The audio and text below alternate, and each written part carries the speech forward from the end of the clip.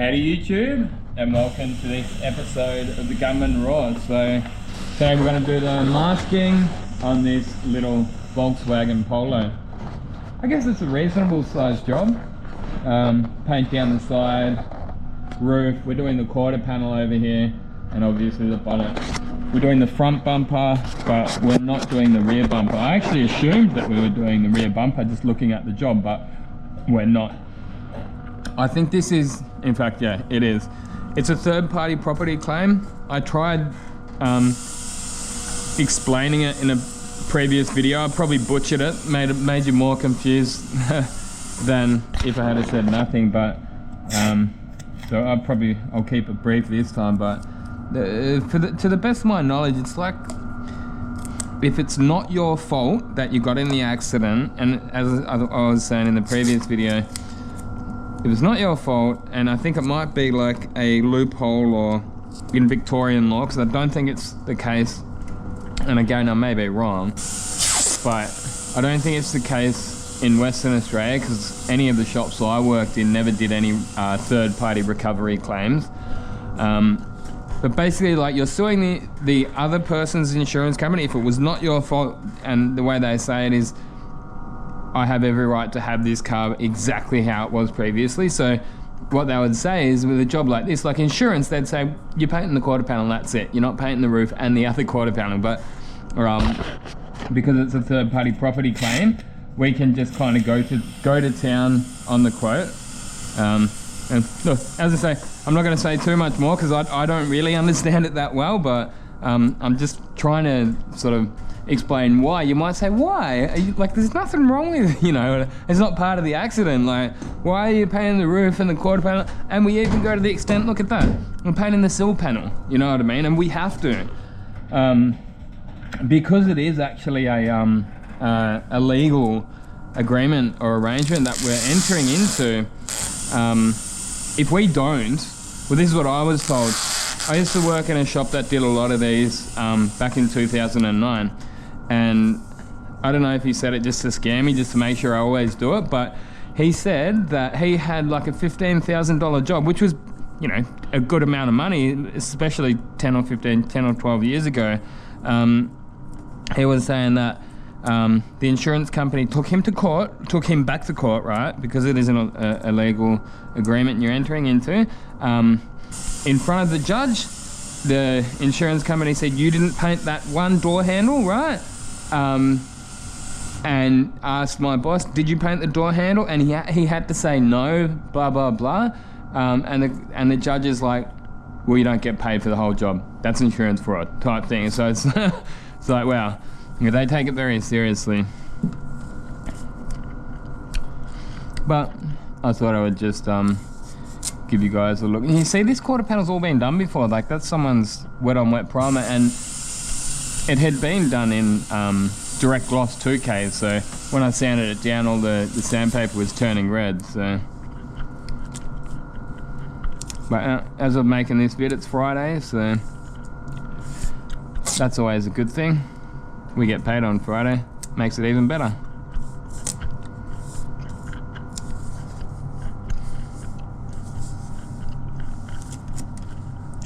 Yeah, a lot of the time on these bigger jobs I've been just doing the cutting out stage, so and making a video on the cutting out stage. So I thought I would do a edge masking video.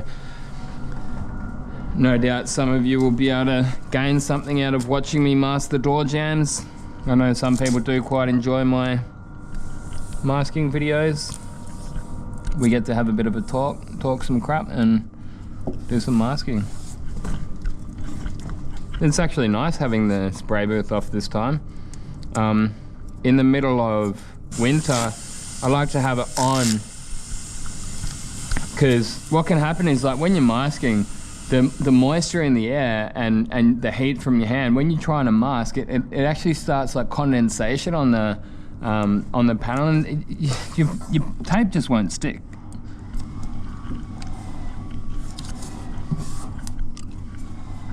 So that's why a lot of the time I do opt to have it on, but it's a warmish day today. I mean, cold enough to have your jumper on, but warm enough to have your sleeves rolled up. What are we looking at here? My wife is from Laos, which is like a country in Southeast Asia, and she's learning. Well, she moved over here in 2017 to stay with me, and when she first moved over here, like, she couldn't even order a coffee. So I'm saying that to just let you know how far she's come. I'm actually really impressed with her. She did English classes, you know what I mean? So she's doing really well. But the next step is she's doing her license. So over there, she never drove a car, and she did it like in Thailand. When she lived in Thailand, she did ride a motorbike a little bit. So she understands the basic road rules, and you know, who gets to go and give way and all of that. But yeah, so she's doing driving lessons with a driving school. Her first 10 hours is going to be with a driving instructor, and then after that, because my car's a manual, so I'm thinking it might be best off just getting an automatic for her, an automatic car. And I was looking at the used car market. This is why I was telling you guys this. Looking at the used car market, you know, and I thought, oh, we'll just get something cheap, you know, like under $5,000. But anything under $5,000, you don't get anything that's half decent. Like, it's pretty much all, you know, over 200,000 Ks. No good condition at all. I looked a little bit higher, sort of above, you know, between say $5,000 and $10,000. You're looking at cars that still, you know, like they're relatively high Ks. You know, obviously they're getting a little bit better, but still not that good value. And then I remembered, you know what? I always wanted to own a Benz. Like, oh, that was my dream for a long time. And then I'm like, you know what? You can actually get some half decent deals with the Benzes. So I had a look, and you can get like a 2005, 2007 type C180 or C200 Benz for under $10,000 with like yeah, under 100 or around 100,000 kilometers, and it's like, man, that's better value than the Japanese cars. It's kind of strange, because with the Japanese cars, I was nearly leaning towards getting a new one, and then it's like, well, it's more than I originally wanted to spend, but it's like, you're nearly best off. That's where the value, actually, the best value with the Japanese cars lies at a brand new car, because then you're getting something with, you know, your warranties, and it's just, yeah, no one else has farted in it yet. You know what I mean? Like, so strangely enough, that's just how the used market is with the Japanese. And I think with the Mercedes, a lot of people are just scared off, ooh, you know, like, that's a European or that's a German car, and they're very expensive to service them. But the way I'm thinking is, if you get a good one that has been looked after, and a lot of those do get looked after, you know, like most people that buy Benz brand new, they got money, you know, so they're going to get it serviced, and they're probably going to have it garaged, and it's going to be kind of looked after, probably even better than the Japanese cars. But then, because everyone's kind of scared off of them, you know, because of the servicing costs, the price just drops out the arse after that 10 to 15 year window. So yeah, that's what I'm looking at this point. Let us know what your thoughts are on, you know, those kind of cars. And again, that's possibly going to be different depending on where you are in the world. Like here in Australia, it's probably different. Like if you're in Germany, you know, a used Mercedes probably, you know, not that big of a deal. But yeah,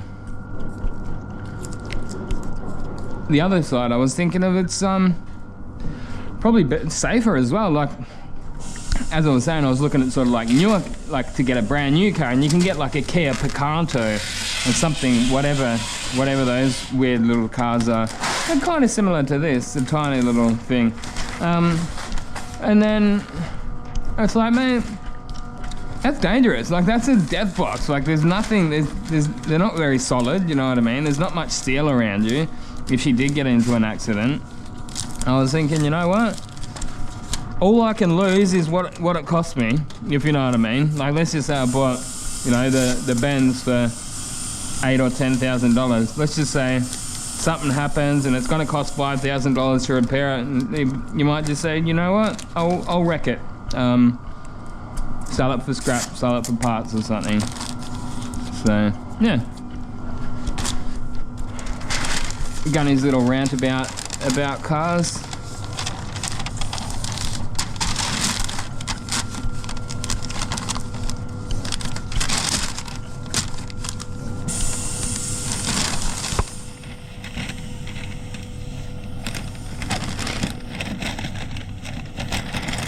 Alright. I found that's all you need to do for here. You just peel it back a little bit, and then when you're painting, like, you just don't go hard up it. You get like a very quick pass across there. But yeah, that's all you need to do. I used to do all that sort of fancy edge masking and then tape that down, mate. The amount of time that you spend, it's literally no better.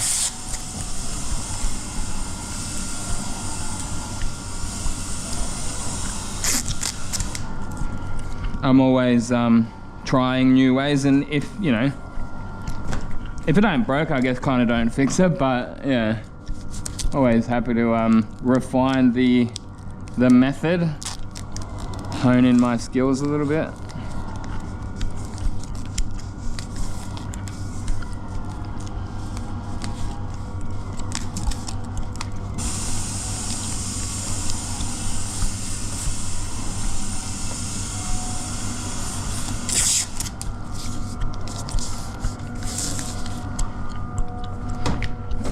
Make sure we don't paint that rubber down the bottom there.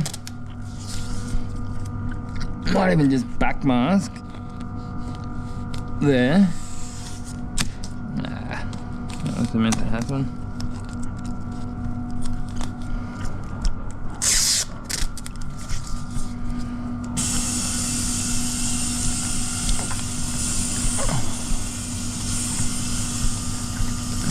It's a bit of a worry what's going on in the world these days. There's so many crazy people out there, eh? I mean, like, following this guy Tim Poor, I don't know if any of you follow him. I'm kind of on and off with him. I'm not like a massive fan, but he kind of highlights some pretty nasty stuff that's going on over there in America, like the whole transgender fad or whatever you want to call it. How there's these people that are like mutilating the genitals of young boys and girls, and it's just sickening, really. I met this young woke girl once down at the park when I was walking my dog, and you could tell she was woke, right? And then she's like, oh, gender is weird, and I wasn't in the mood for, like, you know, an argument. I'm just down there to walk my dog, you know. I don't want to sort of confront her or get all political, but I'm thinking to myself, no, gender isn't weird. It's like, it's just, there's boys, there's girls, you get on with your life, you know what I mean? But there's been this whole sort of mind virus that's just, I don't know, it's just overtaken. Many of these young people are just getting, they're delusional, and it's just insane. And that's when us as adults are, well, and I was probably being, you know, I should have just said no, it's not, you know what I mean? Like, I'm an adult, there's nothing weird about gender. You're born a boy or a girl, and that's it. I'm risking getting cancelled, even saying shit like that these days, you know? That's where we're at.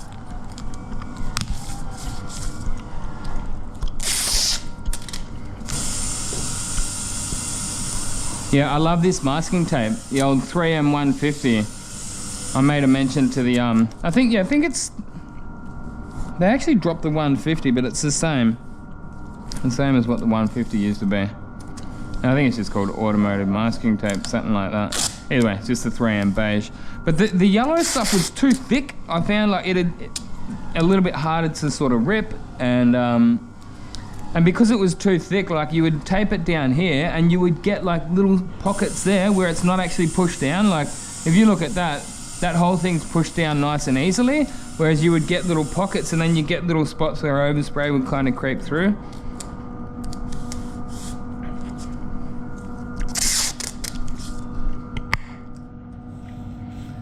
Yeah, I'm here myself today. The other painter, he just didn't come in. I don't know why. I think his wife is having some health issues lately. It reminds me of my uncle. He passed away recently, like only probably 3 or 4 weeks ago. It was pretty sad for me because, you know, the saddest part for me, because I lived with him about 10 years ago. Longer than, well, probably closer to 15 years now. Anyway, we were really, really close, and the saddest part about it for me is that I forgot how close we were, you know, and like he's kind of a bit of a loner, like he didn't have a wife or any kids or anything like that, and it was sad for me because it's like, geez, will anyone miss you? Well, you know what I mean? It's like, everyone just moves on with it. I don't know, it's kind of hard to say. Yeah, Will, and I shed a tear, you know, and I'm glad I did, because I'm like, it made me think, like, will anyone care if I'm gone? You know what I mean? Like, and I'm thinking about it, I'm like, geez, I hope someone would shed a tear. I hope someone cares enough, you know what I mean? Like, to shed a tear. And that's why I'm actually glad I did. At the little funeral thing, there was only one other person who did, and it was, yeah, it was actually another guy as well, but yeah, as I said, I kind of forgot how close we were. He was a panel beater as well, and he taught me quite a lot. And the other thing I was sort of thinking of is sort of taking a moment to reflect on how other people like changed the course of our lives, you know, because without him, I would not be where I am today. You know, and it's someone who I really don't give that much thought to, and I especially hadn't in the last 10 years, but without his impact on my life, I would not be a spray painter. So I finished my my high school year 10, and then I did like a 5-week course on, what was it, the building industry. So it was bricklaying, carpentry, plastering, house painting, and so on. On the very last day of that, yeah, it was like a TAFE course, right?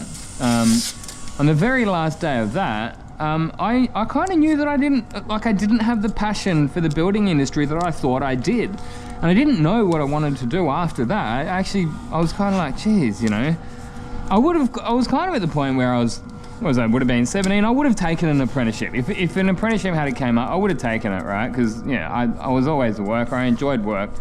But I didn't have the passion for any of them that I thought I did. And on the very last day, I got home from trade school, and my mum said, your uncle called today, there's an apprenticeship that's going down in Melbourne, did you want to take it? And I'm like, done. Yes, and a spray painting apprenticeship, obviously. And I said, done, that's me. 2 weeks old, my mum drove me down to Melbourne. It was 2 hours away. I grew up in Bendigo. And got the job there, and then they waited for me for 2 weeks, and the rest is history, I guess. But I guess my point in that kind of long-winded story is, without that uncle of mine, who knows where I would be today, you know what I mean?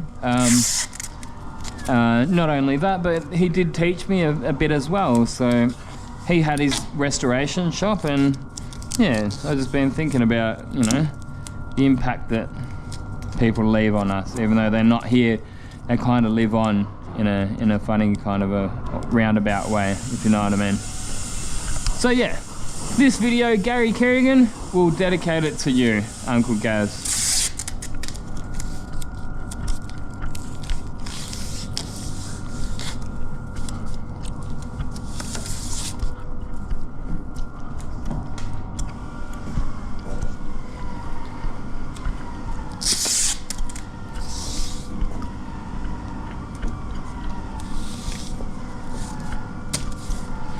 So, how long are we at? I didn't even check the time.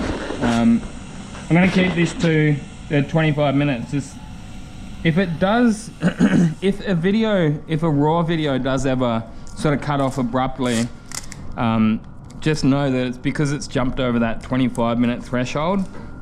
I've talked about it a little bit in recent videos, but it means that I don't have to put the video up into the video editor and render it and upload it. This way I can just take the video footage off the camera and then upload it straight to YouTube.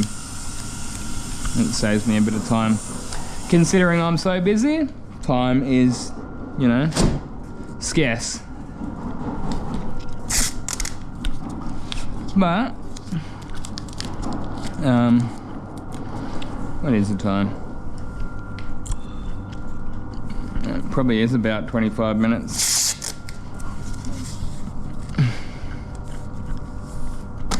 Let's get this edge masking done. Then I might do a separate video for the bagging up. And then we'll do, in the coming days, we'll do a base coat video. Probably do wet on wet and base coat together. And then a clear coat vid on this job here. Why not? I've still got to get around to doing some raw vids on my Tirana.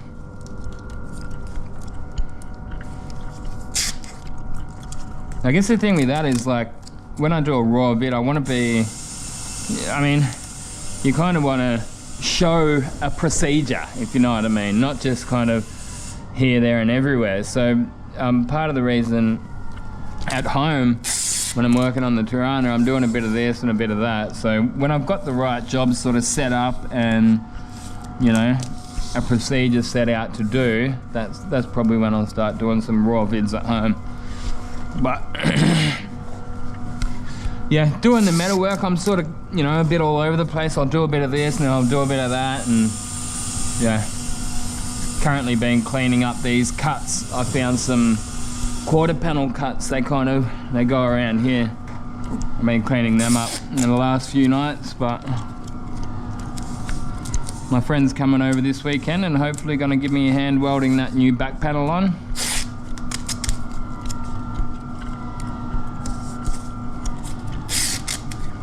Yeah, looking at it, I can't believe I was going to give that a shot myself. I'm a bit sort of out of my depth on that one. Like, I have done a few, you know, panel jobs myself in the past, but because with this one there's so many different panels to connect together. Like, you got your tail light bucket, you got your quarter panel, you've got the lower quarter panel, you've got the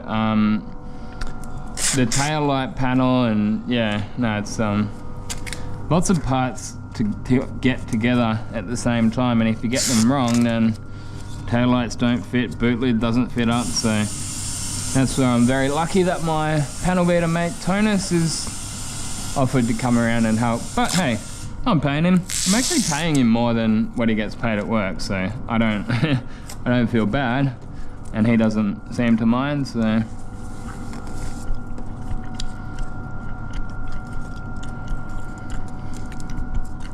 he didn't even actually ask for money, but I'm like, nah, I'm not having it. Just take the money, and yeah.